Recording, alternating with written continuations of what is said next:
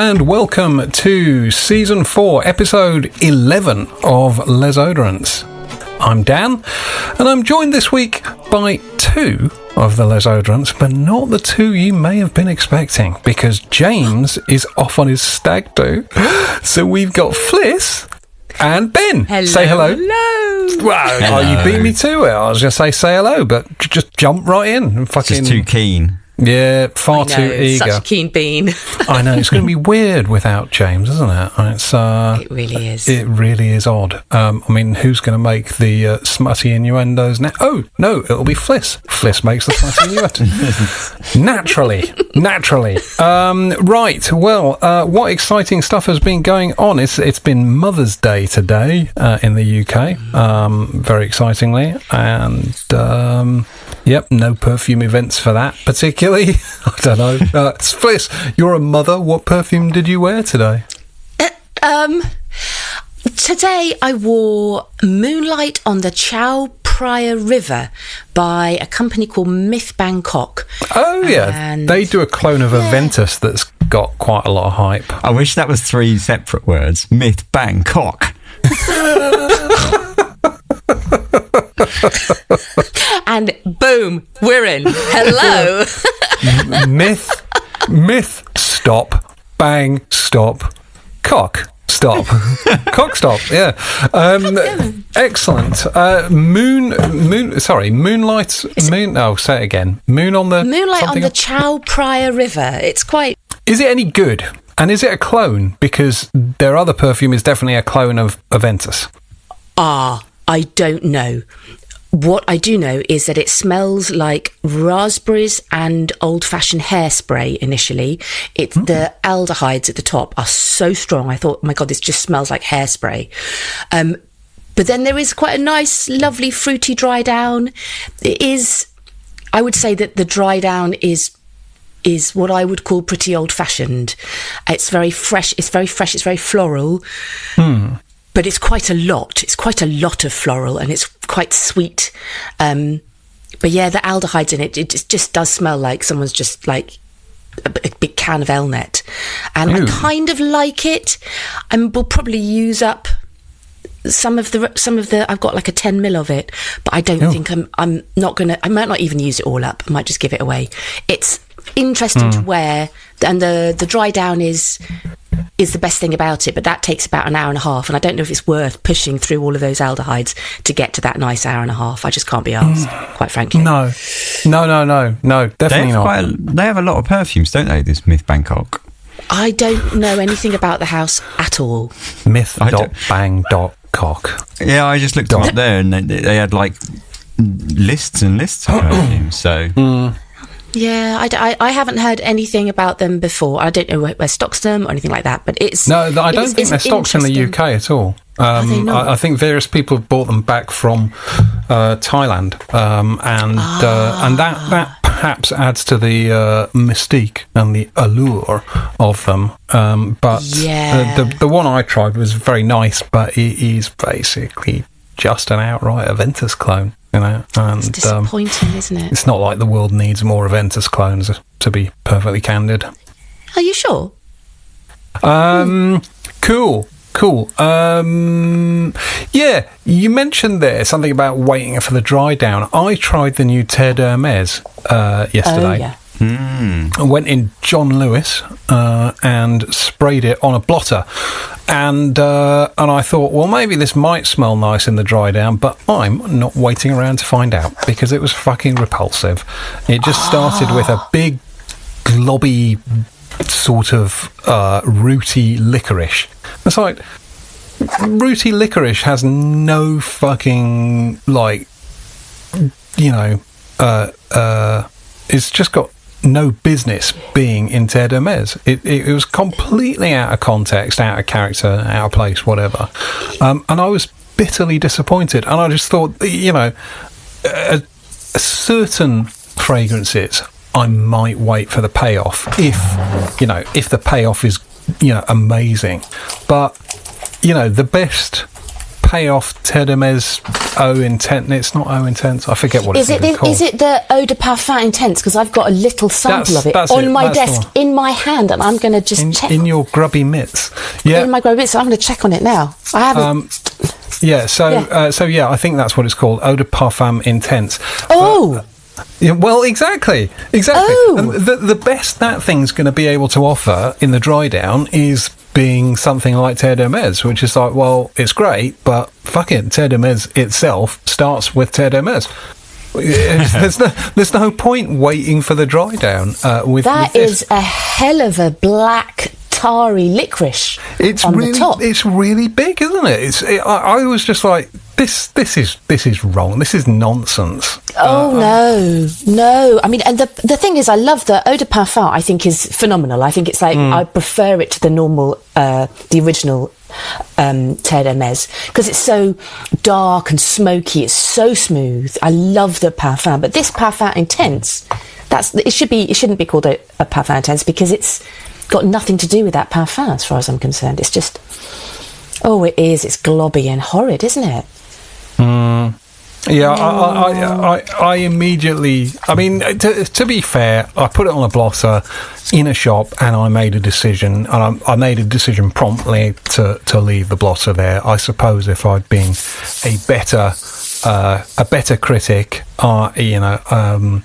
or a more thoughtful reviewer, I would have at least taken it with me and put it in my pocket or something. It's Les Oderants, isn't it? Like thoughtful reviews. Fuck off. There's an ethyl maltol kind of fuzz to it as well. You know, like a Baccarat Rouge kind of texture to the top. That spiky sugaryness. Oh no, I don't like that at all. No. I did try another perfume, though, which surprisingly I did like, even though it is the antithesis of the sort of perfumes that I go for normally, which I tried one of the new Creed releases, and it's a women's one called Eladaria. Oh, I've got that as well. What did you think of it? I rather liked it. I thought it had quite a fresh sort of zippy sort of rose to it that actually I rather enjoyed, and definitely my wife liked it. It is quite feminine. I'll agree with that, and I probably wouldn't wear it myself, but I'd definitely buy it for Her Majesty. It's very pink, isn't it? It's very pink. Bright. Yeah, it's a pink, bright, fluffy, not fluffy. It's pink, bright, and quite a sharp rose. Yeah. It's not sort of all watery and stuff, but it's not. I didn't think it was too saccharine either. Like a lot of roses now, kind of like that Delina sort of overdriven, sort of very sugary sort of rose. This not that. I like it. I couldn't immediately sort of liken it to anything else. It's not a genre I'm particularly close to. It may well be entirely derivative of something else, but I liked it. I thought it was very pretty, quite clean, and I would definitely buy that for my wife, if not for myself.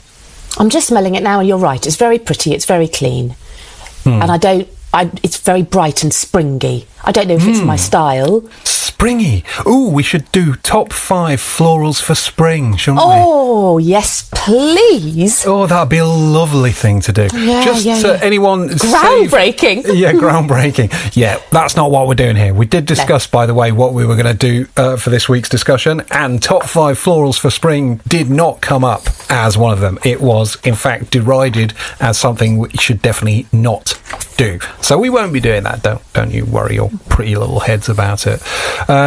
Okay, so how come everything I say you've got a sample of there? That's peculiar. Because I'm a good odorant. Anything. I can just say anything at all. Because I do my best. I do my best because now that I'm maybe slightly back in the saddle, I like to do my best, darling. Excellent.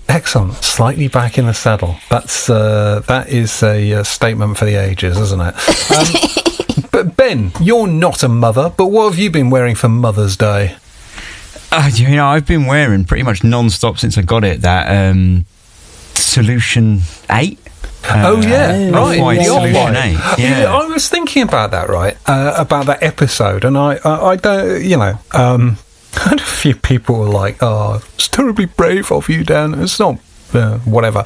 I really enjoyed that episode a lot. I really, really did. And one of the things that gave me the absolute most pleasure was knowing, Ben, that you were going to love that perfume. And then, when I got that right, to say knowing, I was like 95% confident, like, this is Ben's thing all over. And then it's like, oh, and it's Off-White. Oh my God, this is me all over. It's like super primo designer stuff. It's cool. It's peppery. It's got Ben's name all over it. And the fact you went out and bought it just fills me with joy. So it was quite hard to get, actually. I mean, I say Really? hard to get. What I mean by hard to get is that I had to go to like page 3 of Google. But I don't know if they're discontinued or something, but everywhere they're sold out in this country. I mean, you can buy it straight from Off-White, but that's ridiculous. It's like silly prices. But I got it from Spain in the end. Some little sort of boutique in Spain for like quite a good price. And right. Yeah, I got it, and it's interesting because the sample, I wore it a bit. But to be honest, not very much. I didn't pay a huge amount of attention to it. And when you spray from a sample, you always spray like a little bit anyway, don't you? It's like, well, you only need two sprays. two sprays of anything. 2 sprays of anything. So you get 2 sprays from a sample is not the same as 2 sprays from a bottle, right? Right. And so this is the stupidest fucking explanation I've ever heard. But carry on. But yeah, you could always do 3 sprays from a sample. I mean, knock yourself out. No. We do not break like the habit of a lifetime in those simple ways. One does not just simply spray an extra spray without having a nervous breakdown. Oh my God. So 2 sprays from the bottle is different. Is it different experience? It lasted a lot longer. And actually, I think I really like it. It's just heavy patchouli, but it's interesting. Like in the dry down, it does more or less just turn into a sort of vanilla patchouli sort of thing, like a woodsy vanilla patchouli, almost quite bare. But I really liked it. And funnily enough, everyone that smelt it has said, "Oh, that smells nice. What are you wearing?" And I'm like, "Oh, there you go." So yeah, that was unusual, and obviously suits you. Yeah, I guess so. But so I've been wearing that almost exclusively. What else did I wear? Just sorry to labour the point on that one, but I think one of the really hang on, what's a dama? Is that James joining? Hey. He's joining! Oh my God, the surprise! He's just joined. James has just joined out of nowhere. Can you hear me? Yeah, we can hear you. You're not on your stag do? I'm on my way home. From your stag do? Yeah. And you're not paralytic? I'm not in the best state, but thought I'd just check in on you guys. That is remarkable. I was just looking at the attendees. I thought, that's weird. There's an extra name there. That's me. Yeah. Did you have fun? Did you have a good time? Yes, it was fantastic. Thank you. What perfume did you wear for your stag do, James? Oh, I wore some some Italian brand. Are they called Olfativo or something? Oh yeah, Laboratorio Olfativo. Yeah, they've got some nice ones. Samples that I had. Okay. I wore Acro Haze as well. Oh right, that's the weed one, isn't it? Yes. Nice. I found the sample. I thought, that's appropriate. All right. Have you been getting high on your stag do, James? No. It's just apocalyptically high the whole fucking time, man. I'm just trying to get home at this point. I'm sat under that, that clock where the fellas meet the girls, and he keeps rubbing out the minute hand and then he painting it back on. It's some art piece, isn't it? Yeah. I know the one I'm you sat mean. like directly underneath it right now. Is that what you did for your stag do? You went to an art gallery? No, I'm just in the airport. You're at the which airport? Schiphol. Right. Sorry, I had no idea you were even in bloody Amsterdam. Right. Oh yeah. I'm just chilling. Just waiting for my flight. Excellent. Well, I was going to ask you if you're going to be home for the second part, but no. I thought this would be funny, and it's worked out that way. It's worked out all right. How long have we got you for? Until my mate comes back. So could be any time. 12 hours later. Yeah, mate got lost in fucking Amsterdam. Knowing him, he's fucking all over the map. Excellent. So go on. I'm just here to sort of. I might chime in, but Well, we were just talking about Ben's perfume of the day, and he's been wearing a lot of the Off-White that we discussed in the last episode, which Ben then went and bought a bottle, which of course, yeah. I was particularly happy about that, and I was just sort of saying about the point that I think we made this point, but I do like the very sort of Off-White brandness of it. I thought it's a very on-brand perfume for them in terms of their sort of style. Yeah. Well, we all said it was for hipsters, didn't we? Before exactly.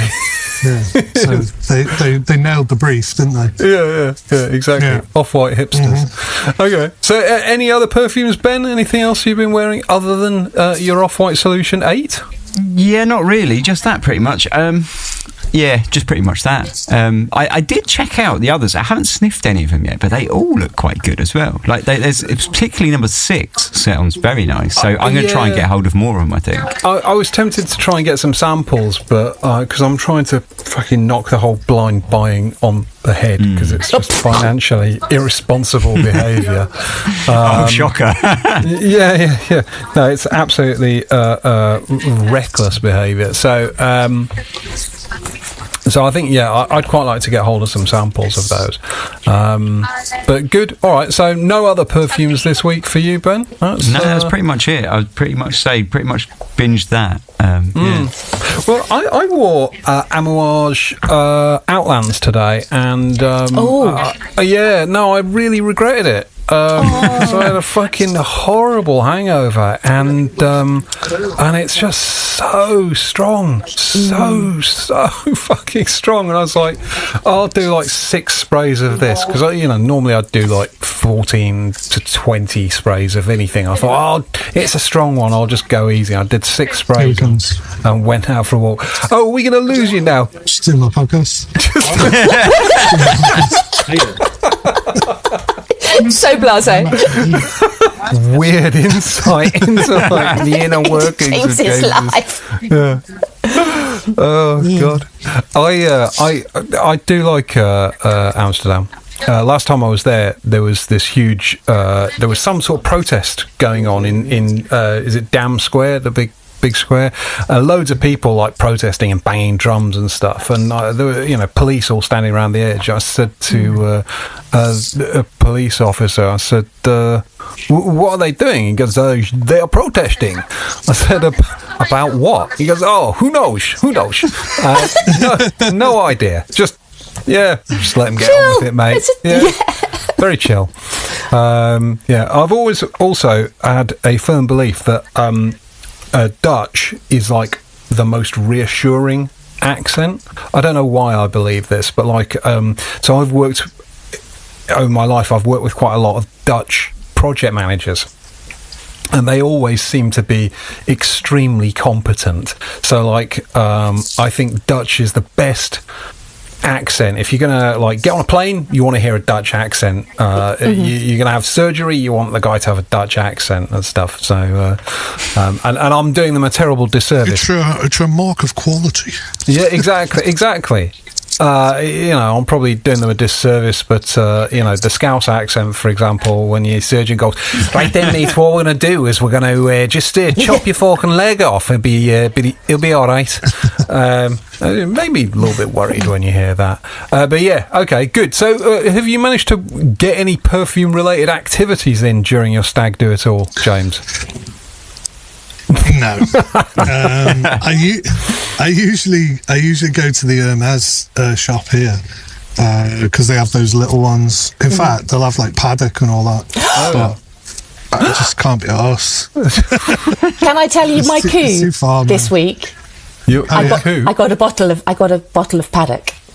Oh wow! Really? Cool. Wow! How did you do that? Who did you have to mug? Rich Mitch asked Eugene to send me one, and Eugene went all the way to Hermes store and posted me a bottle of paddock. Oh wow! I know. Isn't that great? I know. That is I was utterly made up because I love it. I really love it, but I also knew that I was never going to be able to get my grubby little mitts on one. Nice. So that's the power of perfume community has come through, and I haven't bought a brand new bottle of anything for so long. I kind of shook a bit at the price because I'm so used to paying not retail, but I wanted it so badly. I was like, fuck this, I'm going to do it. Okay, well, other perfume-related stuff. I can tell you something interesting about perfume. No, I can't. I'm not sure it really counts as interesting, but I got the. It's a Brunello Cucinelli perfume. Brunello Cucinelli make incredibly expensive clothing, absurdly expensive. ain't nobody fucking buying a £900 fucking shirt. Well, maybe Ben does that kind of thing. But Brunello Cucinelli make these crazy it's fairly straightforward wear as well. It's very very basic looking stuff, but I guess made to apparently very high quality. And they released a male and a female fragrance last year, and the masculine one from memory was a bit like the Armani, just the Armani men. I forget what you call it, pour homme. So I got one called Ombra Lyrica. I like the bottles. Yeah, that's why I bought it. I bought it on eBay because I really like the bottle. I think they look very stylish, very in keeping with the brand. I think the perfume is very nice, but it is basically a clone of Penhaligon's Halfeti with a slightly petrol-y sort of note to it. It's not bad at all, but I'm just not really a big fan of the Halfeti thing, if I'm honest. I wore Halfeti actually the other day, weirdly enough, for the first time in about 2 years. Did you enjoy it? I didn't actually, and it was one of those ones, when you return to a perfume after a long way and a long break, and you smell it and you think, why did I ever like this? It was like that. As soon as I sprayed it, I almost regretted it instantly, and I spent the rest of the day thinking I really liked this at one point. I really spent a long time seeking out a decent priced bottle, and was really happy to have got it and everything. And I hadn't worn it for about 2 years, and I just thought it was rough. Yeah, no, I sold my Halfeti because I initially thought I loved it, and then I bought a partial, and after about a week I suddenly went, actually, this is rougher than I remember, especially in the dry down. So I had to go. This is the strangest experience, watching James walking through Schiphol Airport whilst we're recording the podcast. It's just surreal. Halfeti did a couple of flankers as well. There was a cedar one, I think, maybe, and a leather one. And the cedar one I thought was quite nice, but none of them really sort of fucking gassed me up. I was not in love with any of them. It's sort of solid enough stuff, but a little bit kind of I don't know, low emotional connection for those perfumes. So but sadly, I think that's kind of quite in keeping with Penhaligon's in some respects. I find that there's a slight blandness to the brand. They do nice things, but I do find that everything is ever so slightly safe.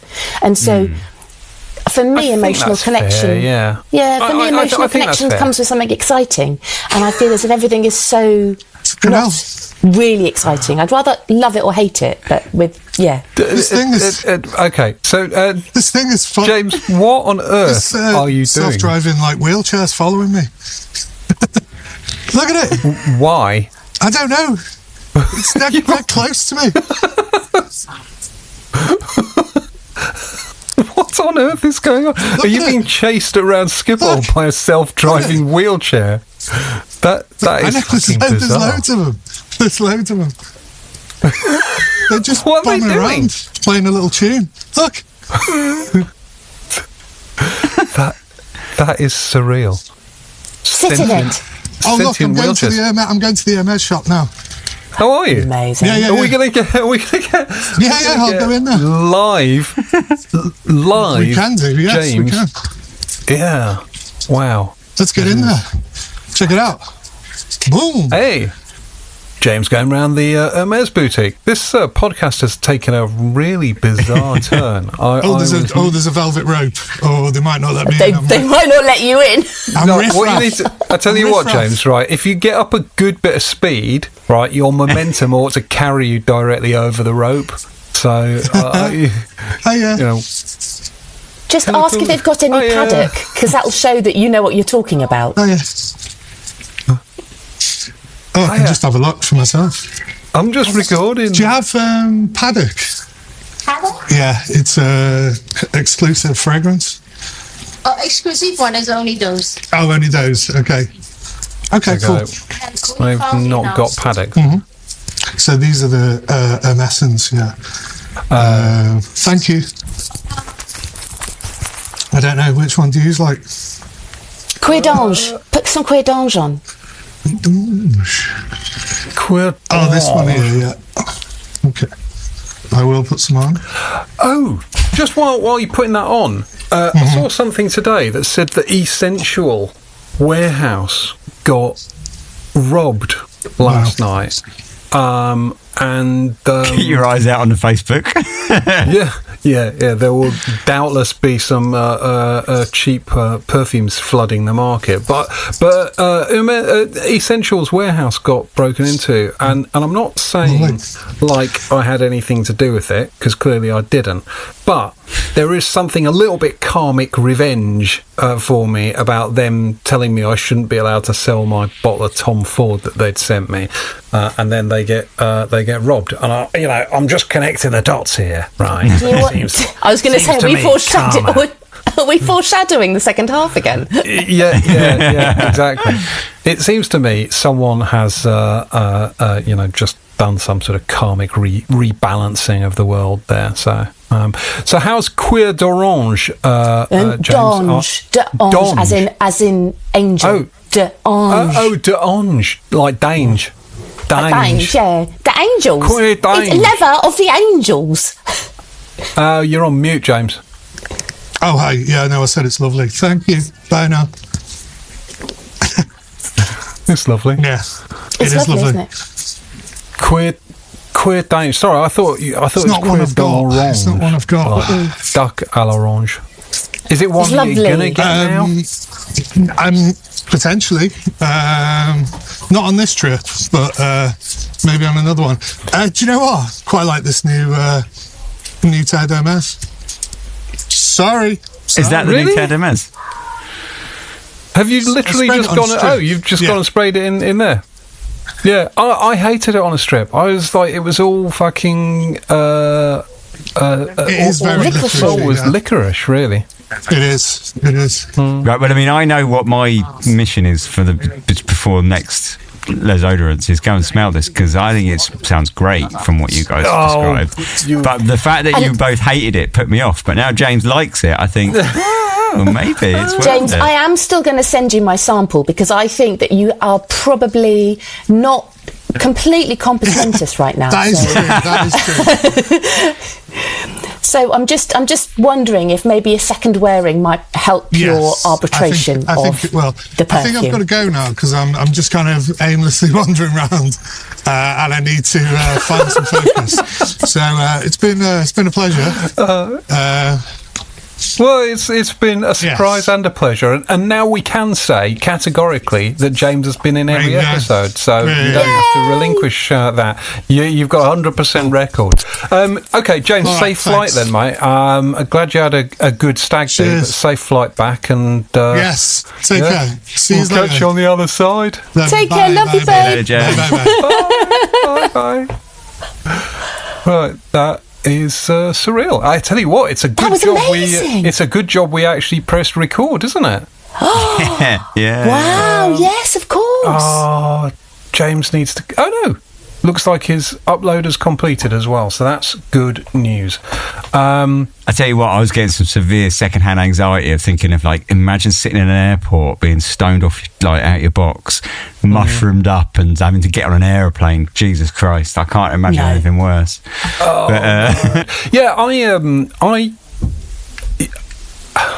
I went to Amsterdam once with a girlfriend, not the woman who became my wife.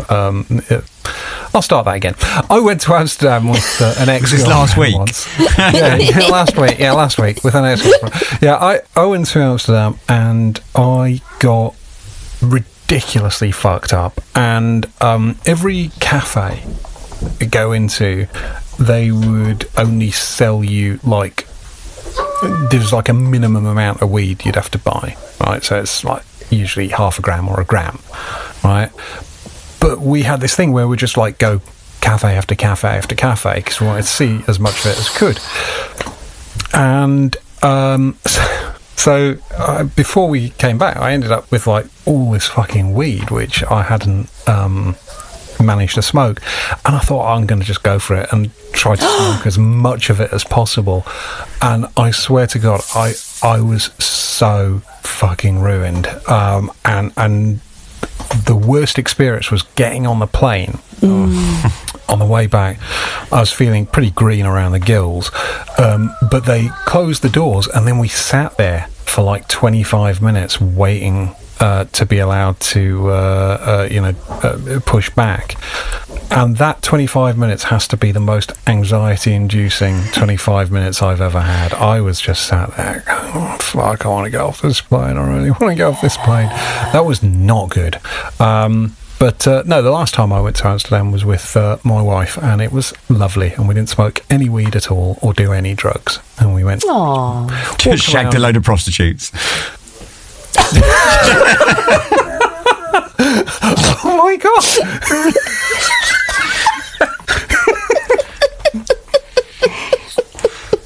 Oh my God, Ben! I don't. He's actually blushing, Ben. You've made that blush. I mean, I don't know whether to be amused or terrified or what. I don't know what the appropriate response is to the idea that Ben thinks my wife and I go to Amsterdam to spend time with prostitutes. Well, if you didn't take drugs or anything, then you had to have gone for some reason, and that is all that's left, isn't it? Because it's one of the major capitals of the world with lots of architecture, lots of other reasons to visit. Oh, right. Sorry, I see. Right.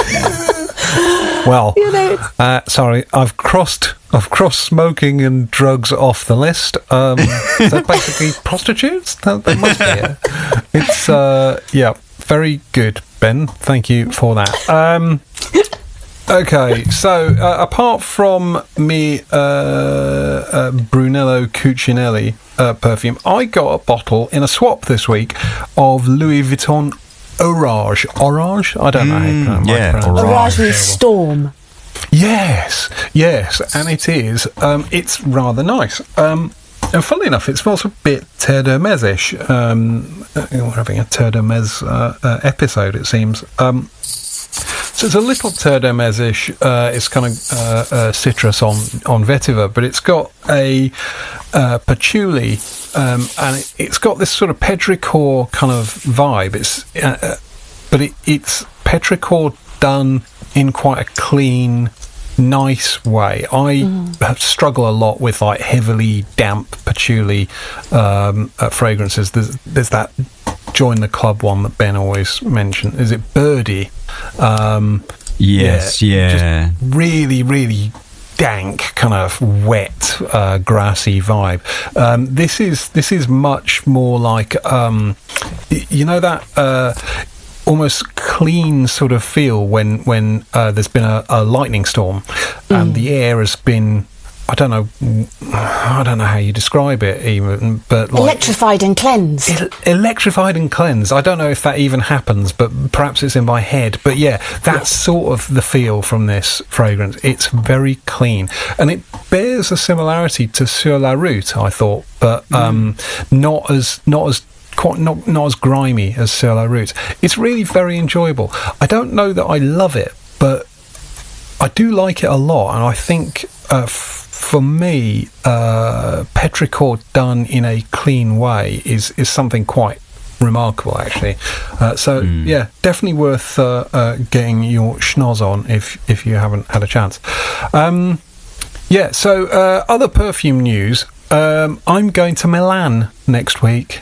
Oh, you are, aren't you? I'm going to Milan. Yay! So, although probably someone might hear this and then cancel my trip to Milan, so I should probably tell you about it when I get back. But, I've been invited to the Marc-Antoine Barrois new perfume launch thing in Milan. And so next Sunday, I think, I'm flying to Milan, and I don't know exactly what they've got planned, but I'm hoping it's going to be good and enjoyable. Wow. So yeah, that's exciting perfume news. It'll make up for not being at Aix-en-Provence. Yeah, you'd have thought so, wouldn't you? More exclusive, isn't it? Yeah, much more exclusive. Yeah. I'm all about that exclusivity. Yeah. I can't think of any other exciting perfume news particularly this week. Do you know anything about the perfume that you're going to be sniffing? Or? I know nothing other than it is it will be another Quentin Biche. Funnily enough, I did try another Quentin Biche perfume this week, weirdly, just completely at random. It's called Radiant Mirage for Estee Lauder. And it was sort of all right. It was quite beachy, like in the sort of same beachy sort of vibes as, Ganymede, Bois Imperial, all that common sort of thread they have, but with a sort of slightly floral bent to it. It was okay. It was all right. He's so prolific right now. He really is the darling child, isn't he? He's the new Uncle Bertie. He's just, if in doubt... Uncle Bertie. If in doubt, Biche go made Biche. it. Yeah. Yeah, who made that? Is that another fucking Biche then? Yeah. Exactly. I think that's okay, it's good luck to him. It's all right to be popular, but he does seem to have a style recently. That's the funny thing, though, isn't it? So if you look at old Bertie, he's quite, he's obviously incredibly prolific, but at the same time, I'm not sure you'd say this is a Berta Marilla's perfume. Whereas Biche, it's got that specific style. When you become so prolific and so just all over the map, everywhere you look, it's Biche. That's quite a weird thing, isn't it? Because suddenly he's going to have a huge influence over this year's trends or whatever, isn't it? Make quite a mark. It's quite an interesting. It's great for him. To sort of make such a strong indelible mark on a particular set of years or whatever. Yeah. I mean, fair play to him. Totally fair play to him, and I wish I liked his work, but I just don't, and that makes me feel bad. I just don't. There's nothing by him that I've smelled that I like. But then I guess if you think about it in terms of a writer or a painter, there's painters who I wouldn't want to hang on the wall, or writers whose books I can't be asked to read. So it's just like that, I guess. But yeah, I find it annoying because I just think, oh God, not again. And there's a lot of Biche about but it's just not my thing. Watch out, Biche is about. Yeah. Nice. What else? I tried some. There's a friend of the show, Bran, who kindly sent me some samples. I have to dig them out here and remind myself what they're called. I can't even read that. I don't know. I can't even remember what it was. There was one which it smelled like a cherry cough sweet, like brutal cherry sort of menthol kind of thing. And I was like, I don't know. I sort of can maybe admire the execution, but who in their right mind wants to smell like a cherry menthol cough sweet? It just seems weird to me. And then a couple of Lorenzo Pizzaglias. Have you ever tried anything by Lorenzo Pizzaglia? No. Well, Lorenzo Pizzaglia makes really fucking strong perfumes, is all I can tell you. So one's called Carbonara, which weirdly does not smell like bacon and mushroom and cream. I was going to say, who wants to smell like a carbonara? Yeah, I know. Well, I imagine, I'm just guessing, but I imagine carbonara means something else in Italian other than like bacon and cream. But that was is quite sort of peppery. And it was all right. And then the nicest of the ones he sent me was another Pizzaglia called Sungria, which was this big sort of fruity, citrusy, yellow, kind of enjoyable, summery thing. Pleasant, but none of them blew my balls off, which is probably no bad thing. I like to retain them fully intact. Right, well, I'm still reeling from James joining us from the airport. It's completely knocked me for six and confused the absolute shit out of me. So I'm going to suggest we take a break and then come back with our part two, which I'm looking forward to because it's the stupidest part two I think we've ever come up with. and that's... There's quite a long list of contenders for that title, but this really fucking stupid. This one isn't it? This one seems to be as stupid as adding a journalist to your top secret signal chat. It's a wrong un. So okay, let's pause for just a couple of minutes, get something to drink, and then crack on. We'll be back in just a couple of minutes with part two. Stick with us.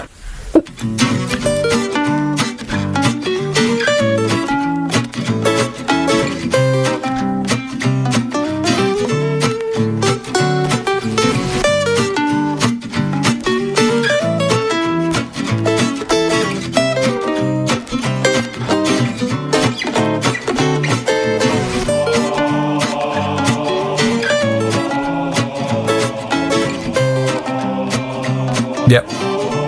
Sweet. Okay. All right. Hello and welcome back to part two of Les Oderants. This week we are going to be talking about top 5 florals for spring. No, we're not talking about top 5 florals for spring, are we? Because that would be a terrible thing to do. No, being deliberately contrary, as always, the Les Oderants team have been trying to come up with something that no other person has done. So we're doing a list of top 5 fragrances for prison.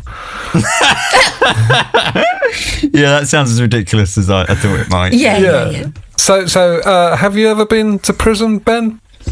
No, not on the wrong side of the bars. No. Have you ever been arrested? No. Well, yeah, sort of. No, not really. Stopped by the police, I imagine.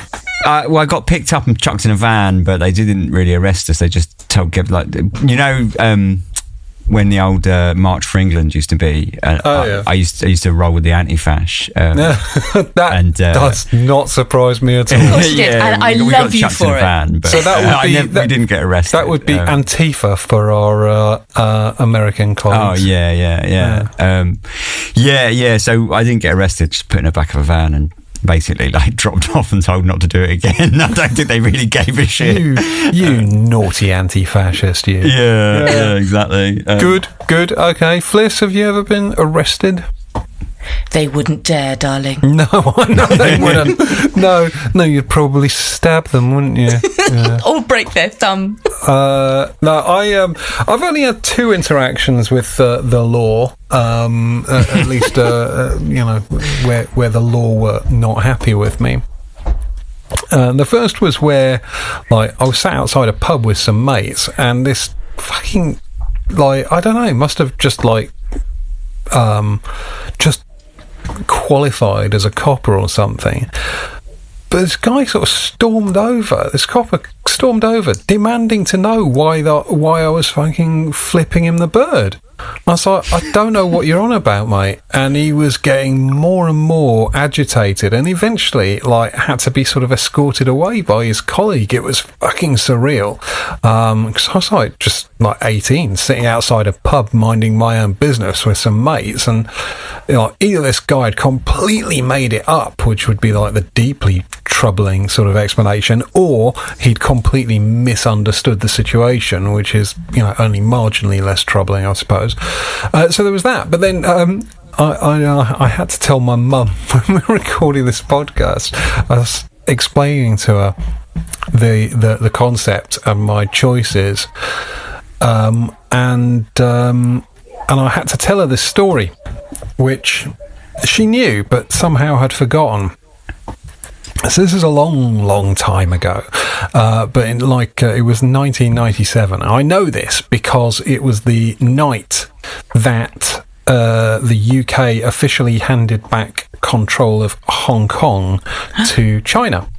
You know, not that I gave a shit about that, but I just remember that as a thing. And so I was smoking weed with some mates in the car park, which is where we would often sort of congregate.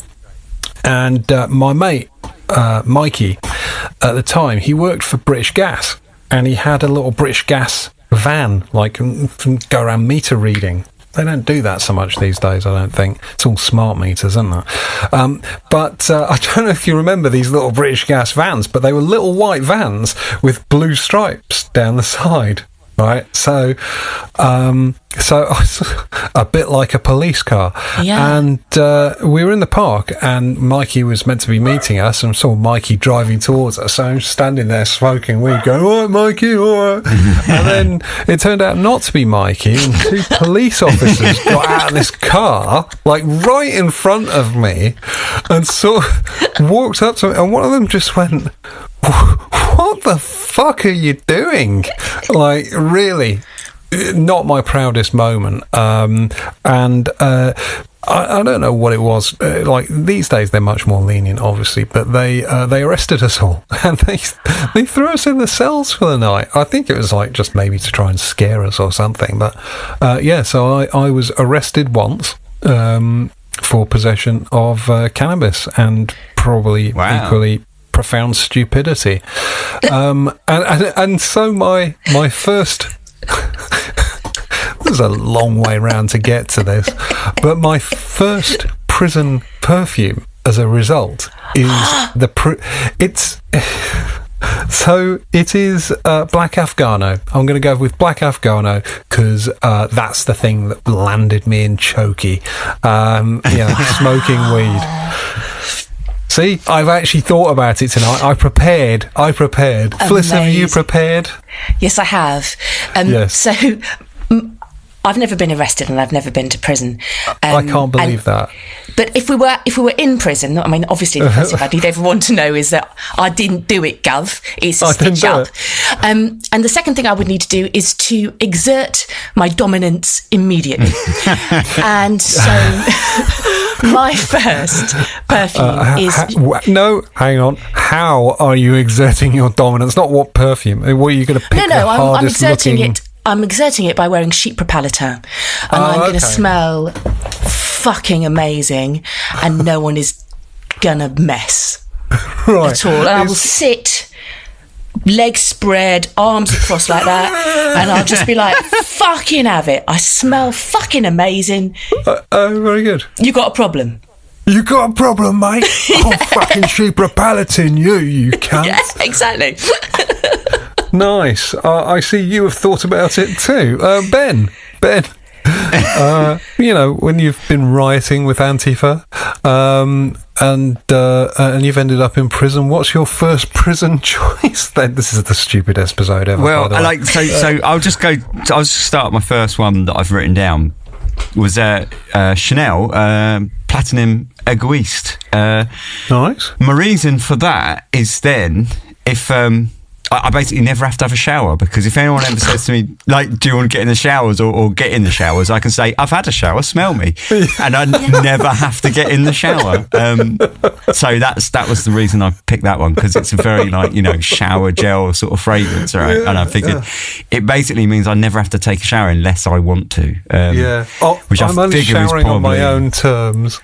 Yeah, precisely, yeah. I figure that's probably a good sort of safety. fragrance. I think that's a pretty smart one, to be honest. Yeah. So you've both got tattoo. You've got a giant peacock tattoo, haven't you, Fliss? Oh yeah, I've got a huge peacock feather back piece. Yeah, no, I was just thinking any like jailhouse tats, you know, like mum on your knuckles or something. I really should organise that shit, shouldn't I? You know, there or just a little teardrop here. Like that. Yeah, there was a guy, so just down the road from me, right, there was a second-hand computer, like video game shop that sold like retro video games and stuff like that, right? And the guy who worked in there was fucking amazing, because he had all these prison tattoos that looked like he had like the little tear and he had all stuff like this. But when you look closely, they were all video game related, and he had Sega across his knuckles, which was fucking amazing. It was Sega. so good. That's brilliant. Nice. You've got any jailhouse tats, Ben? Nothing. I reckon I got these ones that I did on my finger that I did myself. With, those were the ones where you just got the tattoo machine out and immediately started tattooing your hand. Yes. It's not the most well thought out approach. No, not at all, no. Okay. But they're pretty jaily. Yeah. Well, the reason I ask about tattoos is I saw something that actually made me cringe so hard. I basically went blind temporarily, which was some guy posted a picture on Facebook of a Xerjoff logo tattoo he'd had on his hand. And I mean, and I noticed, so I'd put this picture on the Les Oderants Instagram page, and I noticed it. Someone had posted a screenshot of the Les Oderant story on Oda Jerks, which I thought was quite amusing, which is entirely the right place for anyone who tattoos Xerjoff on their hand. Did you see this? Big, yeah. It was just like a massive. It wasn't. I mean, not that it was ever going to be classy anyway, but it was just huge. And yeah, I was like, what the hell? I don't understand what it is about. I mean, there's so much going on here, right? I mean, firstly, like, obviously this kind of Xerjoff bro fucking society of absolute douchebags who just think that the brand can do no wrong. But I'm genuinely baffled as to why anyone would have a brand logo tattooed on their hand. I've just thought why. Because depending on which hand he has it on, he can be jerking off with Xerjoff. Oh my god!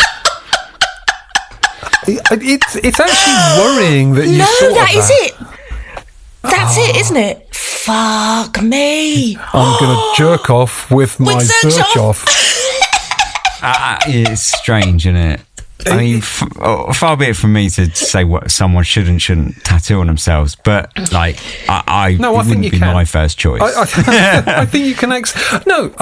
So a few people got in touch to tell me I was being very judgmental about this, and I was like, this on Instagram, but I actually don't give a shit. I think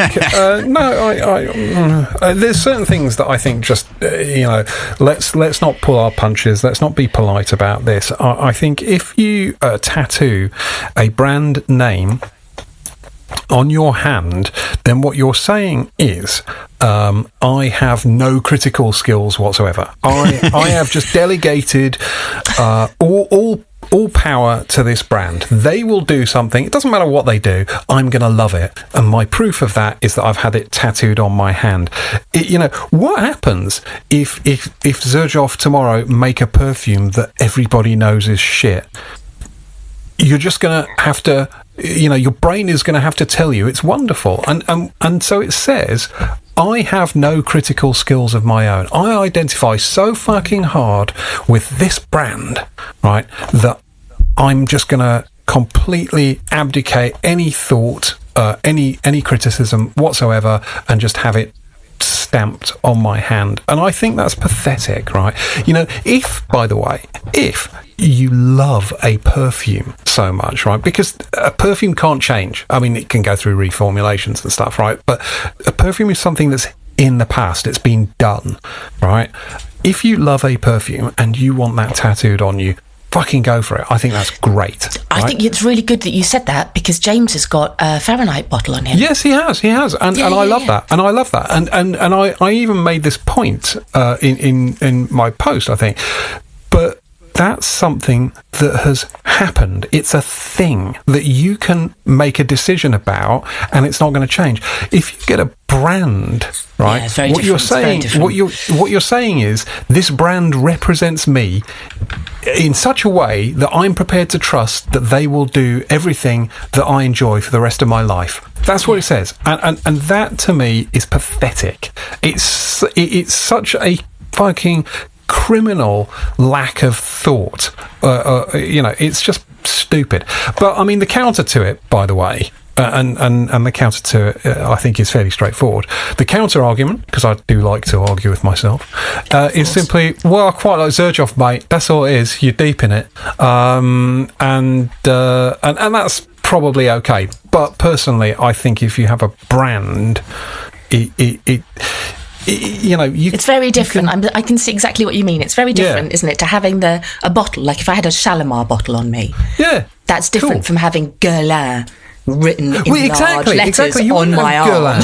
Because what happens if and when the Guerlain owner becomes a Nazi? Yeah, exactly. A la Elon Musk, right? Yeah, I mean, I was thinking would you get Twitter. Tesla fucking tattooed on you, or Twitter, or X, or would you have an X tattooed on you, or well, he did, didn't he? I'm not remembering this wrong, am I? The Guerlain, the old guy from Guerlain, did get called up for coming out with a load of Nazi toilet, didn't he? A load of racist nonsense before he quit. They do this. They do this from time to time. Fucking brand owners, mate. They all go renegade. And again, this is why I think having a brand tattoo, but if you're gonna have a fucking brand tattoo, for God's sake, make it something a bit more inspiring than Xerjoff, you know? Just, you know, how about Rolex? I'll have a Rolex tattoo. Oh, mate, what a cunt. Anyway, so we'll see how he gets on in prison with his prison Xerjoff tattoo. Right, I'm sorry for the detour, but I just got into the whole tattoo thing. Yeah. So prison scent number 2. Ben, what's your second prison scent? So my second one is probably more along the lines of Fliss's, which was I thought I'd go with Filippo Sorcinelli, but not today, which was the one based on Hannibal, right? And there's all smells of like. I figured that way I can sort of a dominance, but more like a sort of unaware, like a sort of bit of fear into people, you know, just say it reminds me of my victims, or you know it's Hannibal's sort of my hero or something like that, you know. Go around with a plate of fava beans and a nice Chianti. Yeah, you know, it smells like the enemies that I killed, you know, so it's just to try and like sort of scare people away a little bit. So it's a bit sort of the assert and dominance thing, but more like a assert your psychopathy. Assert your psychopathy. Terrify people with your absolute insanity. I like it. I like it. I've also got an assert dominance fragrance, of course. Mine, I went slightly different. But yeah, I've gone for the sort of the hard man. If I'm going to project a hard man image, it's going to be Affinescence Musk and Ambergris, which smells a lot like sort of salty sweat. It's like just this is only for men, right? Proper man. Sort of blend in. Yeah, I'll blend in, yeah. And I'll start talking like that. Like some fucking beta Ray Winston. Yeah, I love this idea. It's like, oh, hi guys, we're here to talk about perfume in prison. You know, I'm dead hard, me. Can't see it working out as planned. Fliss, what's your number 2? My number 2 is the biggest flacon of Baccarat Rouge 540 that I could possibly What? find. Why? You try to injure someone with it? No, because I need something really mass appealing and popular that I can I think me and you might have been on the same vein here. Yeah, so I'm going to decant it out and give it out as favours so that everyone knows who my bitches are. Oh, I'm going to go. I did exactly that. I did exactly that, but I chose Creed Aventus and I put bribes for my bitches. Yeah. You two are fucking weird, man. No, we just got it all planned out. We have prepped. Wow, that is mental. So what you? I like the way you started talking a bit like that, and all you like, yeah. So Baccarat Rouge 540. I'm gonna like a bit of a Ventus. Give it out. Handing it over to people as favours. Yeah, but only if they've been really nice to me. Yeah. You know. Yeah. You treat me right, I'll treat you right, love. That's it, Louise. Have some Baccarat Rouge. You've been a good girl this week, ain't ya? Yeah. I'll swap you a packet of Snap for one of them Aventus decants. Strange. I love that we have the same thought though, Ben. That just makes me so happy. Yeah, fucking where's James when you need him, eh? Right, okay.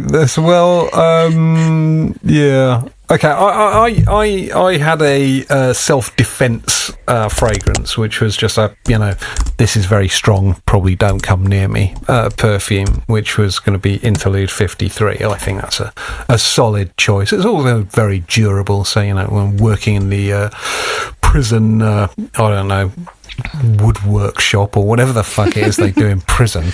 I'm not really that clued up, having spent one night in Lancaster police cells smoking a bit of weed. Turns out I don't really know a lot about prison life, other than what I've seen on the movies. So self-defense is going to be that. So that's I've done 3. What else have you got? What else have you got, Fliss? I've got a self-defense one too. I was going to bring with me some Sombra by Stranger's Parfumier, and I was going to spray it. Don't tell me Ben's done that as well. I'm going to spray it on the outside of my cell door to keep the screws away. Oh, nice. Keep the screws away, eh? Nice. And indeed anyone else who I don't want in my cell. Yeah. But it's on the outside of the cell door. Right. Okay. Yeah. Yeah, Ben. Interesting.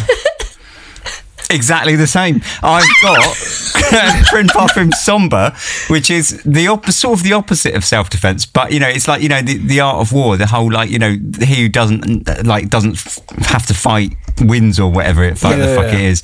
It's like you spray Sombre on yourself, keep people away. When you keep people at a comfortable distance, basically. Yeah. So I've gone exactly the same. I'm not going up there. It smells of death. Yeah, it smells of vomit and death. Yeah. Okay. I mean, it's not entirely unreasonable. But I went... Put that in your mouth. Oh, actually, no, don't. I'll see you later. Oh, God. Right, that's actually ruined my evening. Thank you. So I thought I'd go a bit Shawshank Redemption, right? So while I'm in prison, in order to curry favour with the guards, I'm going to do their tax returns for them. So, a la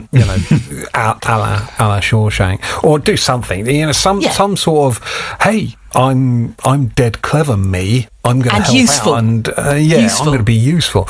And I thought for that, I just want a nice, soapy, clean, elegant, intelligent smelling perfume, which I'm going to go for any of the Prada Infusions range, that sort of a super soapy, clean, very elegant, very grown-up sort of thing. And this is going to enable me to charm myself. I can't charm anyone.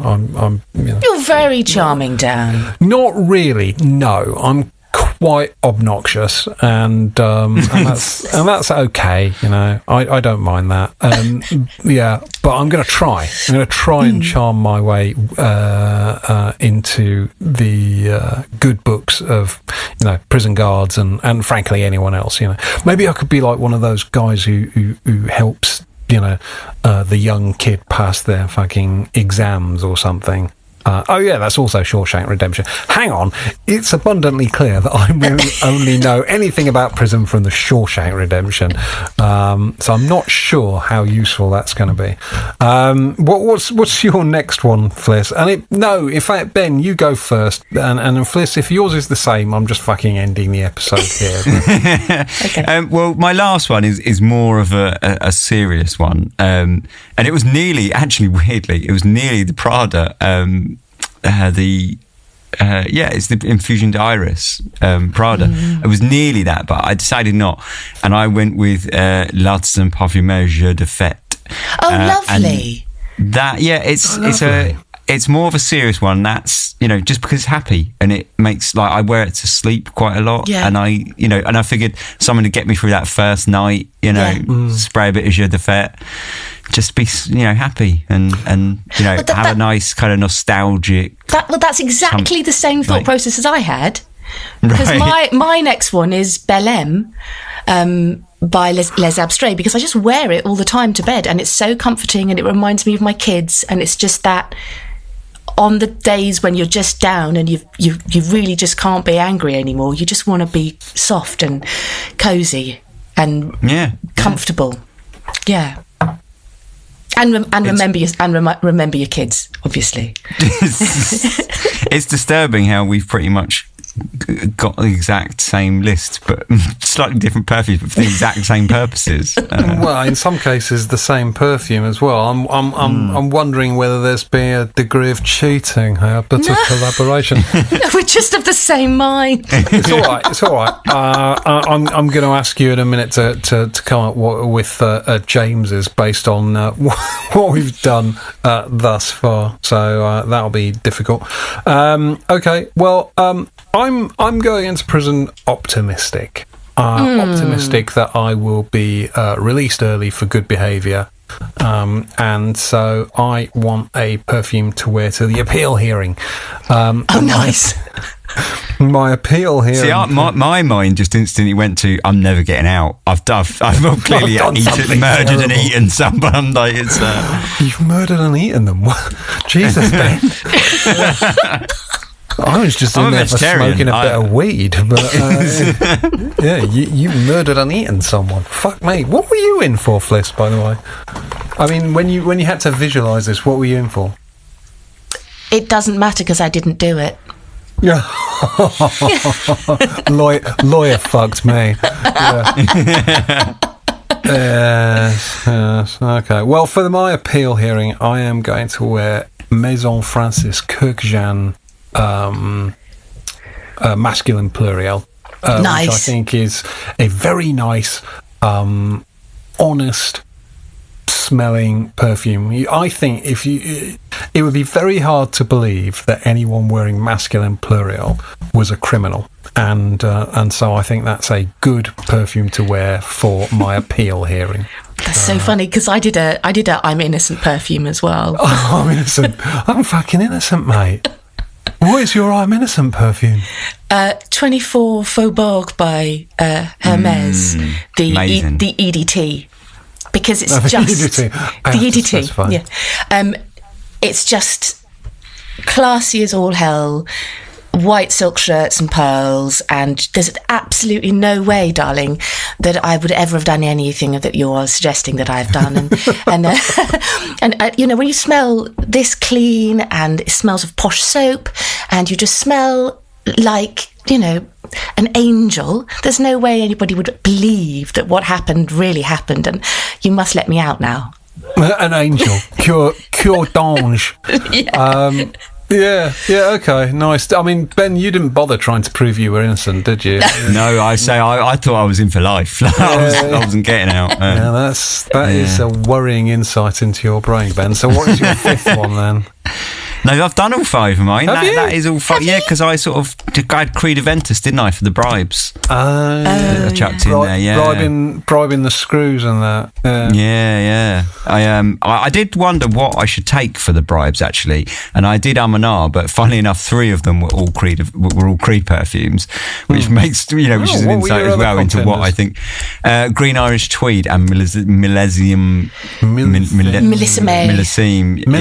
Thank you. Perfect. Yeah, but I don't know if it's appealing enough. It needs to be appealing so that they would really want it.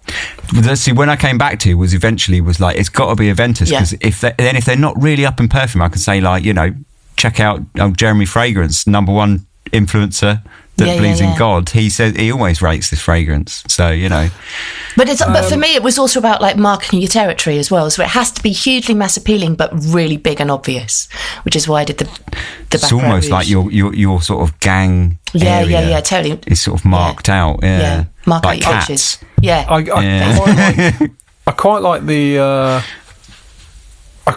idea of a sort of underground kind of batch wankery.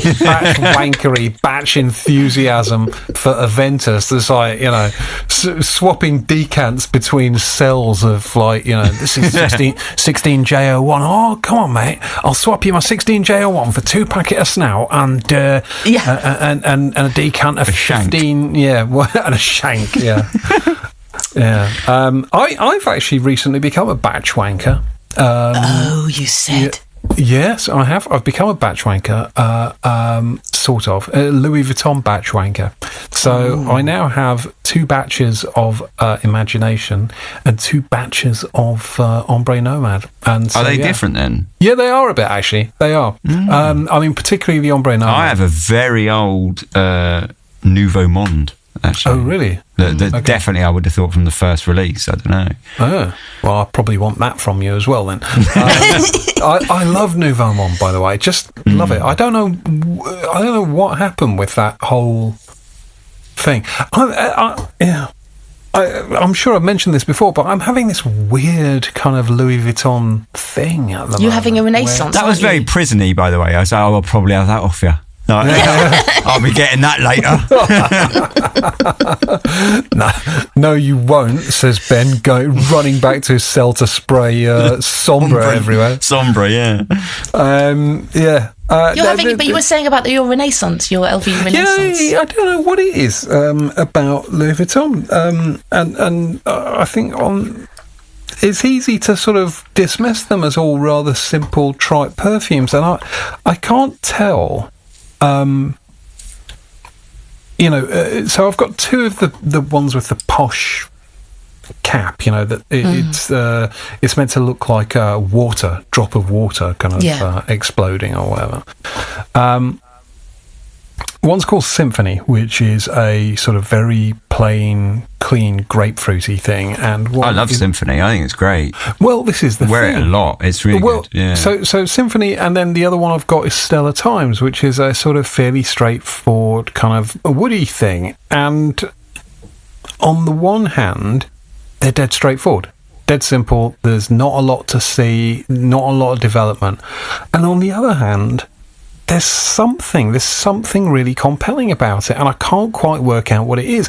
And I do wonder whether I would feel differently about them if they didn't come in fancy bottles with fancy caps and I didn't know they were Louis Vuitton, because I do feel like they have this kind of superficial simplicity, but like there's much more depth to them and they're much more interesting than perhaps they kind of initially present. But I'm not absolutely convinced that that's true. No, I think they are. I think they're brilliant. And do you know what they remind me a little bit of is the Hermès Jardin line, where like they are actually simple citrusy fragrances, but they're just so classy, and there is just something about them that is just so on point. It's that they're so smooth, so nice. I love them. Who's the perfumer? Jacques Cavalier. Yeah. And Bellatrude Cavalier now. Yeah, and I as soon as I smelt them, the first one I smelt was Nouveau Monse. I got the really old bottle, and I as soon as I smelt that, I was like, "This is good." And then after that, I tried what's it? The raspberry type and rosy one, Matière Noire. Matière Noire was the second one I tried, and as soon as I tried that, I thought, yeah, this is hot shit line.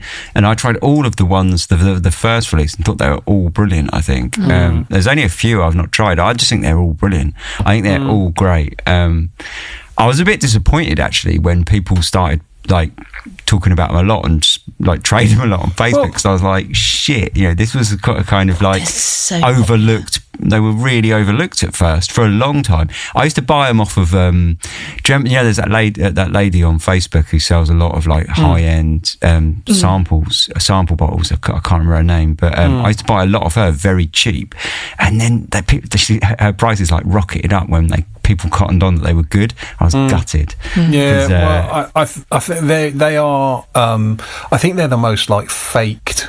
Now it's. I would never even bother, because the fakes are like all over the place. They're everywhere, and Louis Vuitton is one of those few brands that I'd just say, look, don't bother trying to find a fucking deal. Just buy it retail, only because any deal you find, like, there's a very high chance it's going to be fake, and even if it's not fake, there's a very high chance that it's going to be refilled, because they're refillable bottles. So my advice for anyone with Louis Vuitton would be to just buy retail. But on the subject of fakes as well, the new Amouage Boundless, not Boundless, Outlands, Amouage Outlands, and the other two in the new range that we tried. Those new style bottles already been faked. They're on eBay for like 48 quid or something. It's phenomenal. I mean, it's awful. It's mental. Like the fucking the speed with which these kind of crooks move is just mind-boggling. It's mind-blowing, like, why you would want to buy a fake perfume. Like, I just buy like a good designer in that same price range. Yeah, No, I mean, obviously, if you're being ripped off, then that's shit. But I mean, people that buy them, knowing they're fake. Knowingly. I don't think they do, though. I mean, I think especially with those Harrods ones, those exclusive lines. I mean, I can't imagine anyone going, "Oh yeah, I'll have a fake one of those." Mm-hmm. Yeah. Well, yeah. I mean, there are. So there's this whole concept of super clones, like with watches and stuff. You get super clone, Rolexes. I've got one randomly. I was given one by Dave. Dave, yeah. Nice one, Dave. Always fucking Dave, yeah. But Dave gave me this, and it looks perfect. And I think nobody would be able to tell that was a fake unless A, they knew what they were looking for, and B, they had it in their hands with, a magnifying glass. And I still don't wear it because I fucking don't like it. I don't like that idea that it's a fake. And someone will sort of get bent out of shape and say, well, it's no difference to cloning perfumes. It's fundamentally fucking different, by the way. It's completely different to cloning perfumes for reasons that I can't be asked to list here, but I'll be happy to if anyone wants to get in touch. But I just won't wear it. But I imagine there are super clones now of perfumes, and maybe people just want to have the Louis Vuittons on their shelf, so that people can say, "Oh, you've got Louis Vuitton," and they'll sort of be happy that if it looks good enough and it smells more or less right, then perhaps they're happy. But I would say don't bother. Just don't waste your fucking money buying Louis Vuitton anywhere other than retail, because they're faking everything, like the packaging, just everything. It's mental. The strangest thing, isn't it? Like, okay, so you could get like a whole bunch of fake Louis Vuitton bottles, right?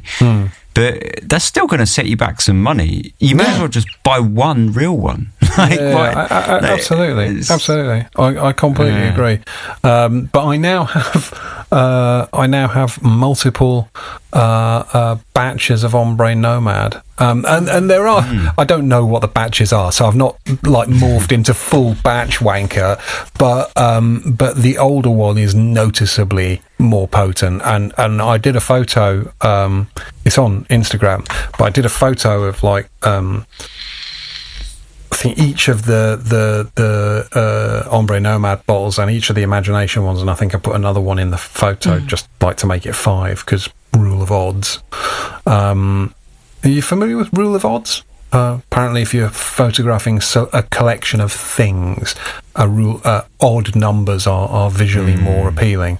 And I don't stick to that all the time, but I try and do like 3s and 5s and whatever. Anyway, that's the same as like interior design and stuff like that. Surely, I imagine. Yeah. So I did this photo, and someone pointed out. I hadn't even spotted this, to be honest, but you can tell because it's backlit as well. You can tell that the perfume is a different colour, even though they're in the same colour bottles. You can see like the older one is much sort of darker and reddier.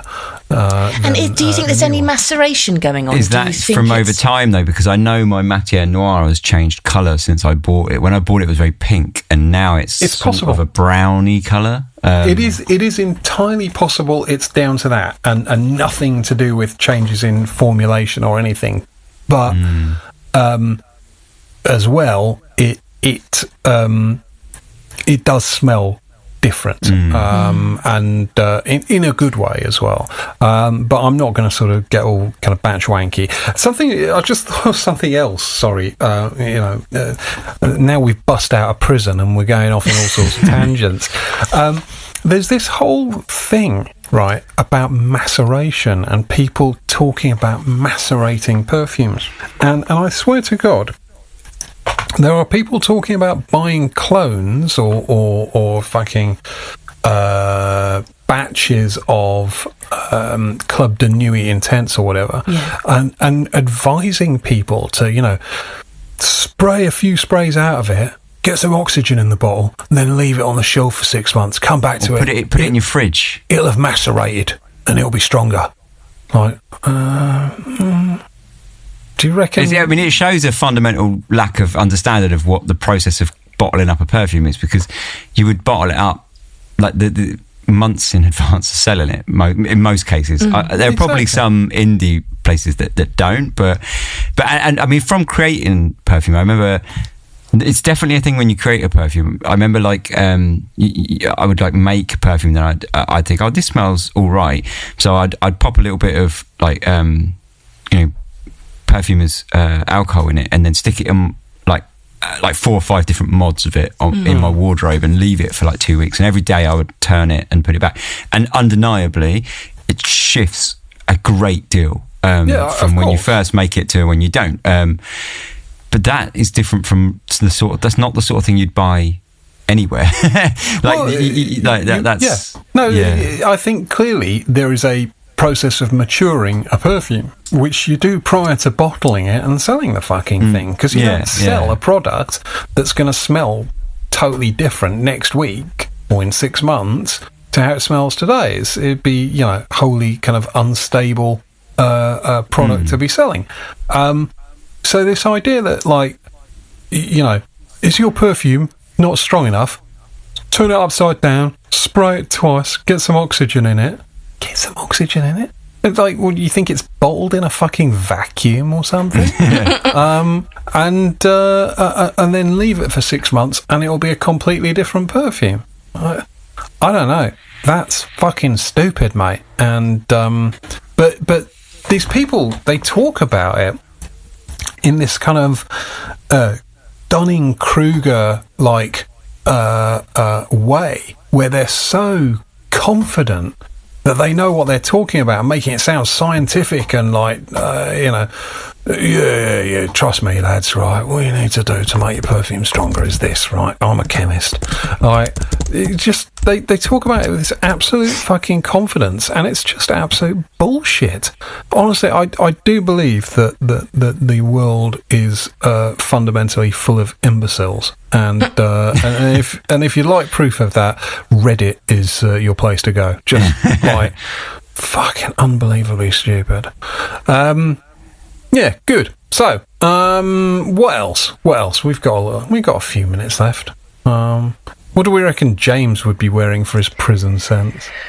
I mean, I think he probably would take a Fahrenheit in with him. Oh, yes. I mean, for the same reason you took Bel M, I guess. Yeah. I think. What's the? Is it Queer de Russie? That's the big Russian booty leather he likes.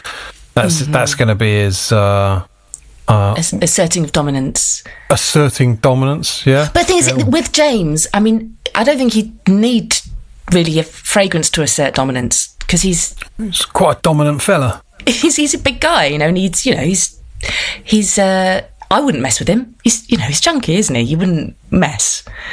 What are you saying? You're saying you'd fight me and Ben? I think she just said she'd fight us, Ben. I mean, I'm well aware that I would get beaten up by everybody on this podcast, so that's fine. But it might be that he chooses then to undercut everything and just become extremely gentlemanly, as a kind of like a dull roar of dominance. He doesn't need a perfume to do that. Oh, yeah. And then he's just on the top. He's just like got all his lovely, like his, I don't know, sort of gentlemanly barbershops.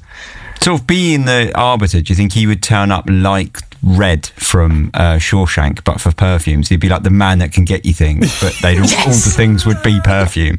Yeah. They could get you perfume reviews. He could tell you about it. Like people wanting to know about a perfume, passing notes in the mess hall, like note getting to James who's reading it, and scribble down a quick review, post it back. I can see that. Yeah, the arbiter. They could make a movie of that. The arbiter goes to prison. Good. Right. Well, I don't think James has been to prison either, which is probably no bad thing. Fine. Look, it's going to be a short one because we didn't have James apart from that very weird fucking... That's amazing. I loved it. That was weird. I think people...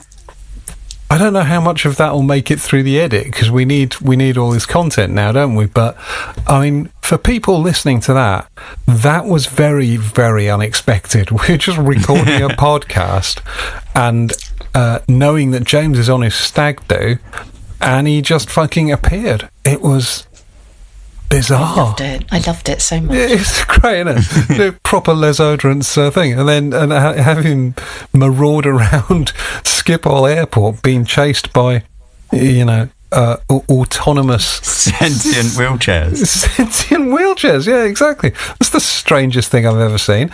And then, into the Hermes boutique, vaulting... Do a little live sniff. Yeah, vaulting the rope into there and testing out the new Ted Hermes and claiming to like it as well. I'm sending him my sample because I'm not sure that he was compos mentis.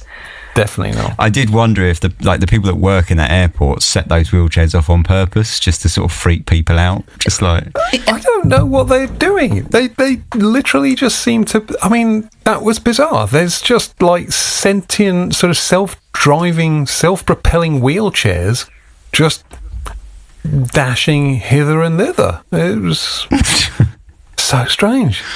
That must be really fucked up when you're like really high as well. Yeah. Tripping balls. What are these wheelchairs doing? But none of them had anybody else see in these them. wheelchairs? Yeah, but they didn't have anybody in them. So they're all empty. Yes, exactly. That's. So what's the point of them? I mean, could you go and sit in one and get taken somewhere? I don't know. I wondered if they were for your luggage, because they're quite small as well, weren't they? But where do they go? Oh, do they just follow you around? You put your luggage on them? I wondered if that's what we they're need for. to Google it now.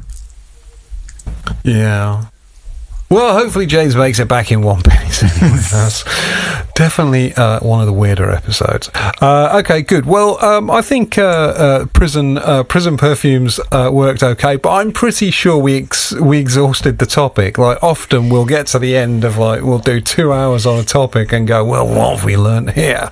And the answer is not a great deal, and we probably need to do another episode to get to the bottom of it. I think we've exhausted the whole prison. we know that some of us are prepped and got it all planned out.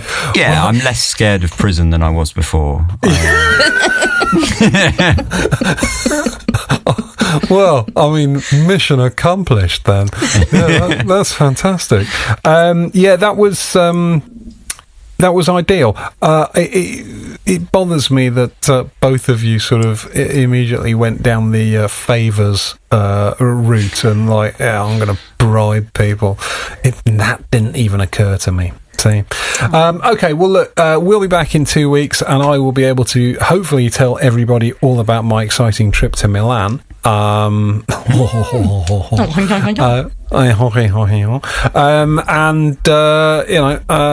then, we've been in prison. No, we are not in prison, thankfully. Having not committed any real crime other than this podcast, which arguably is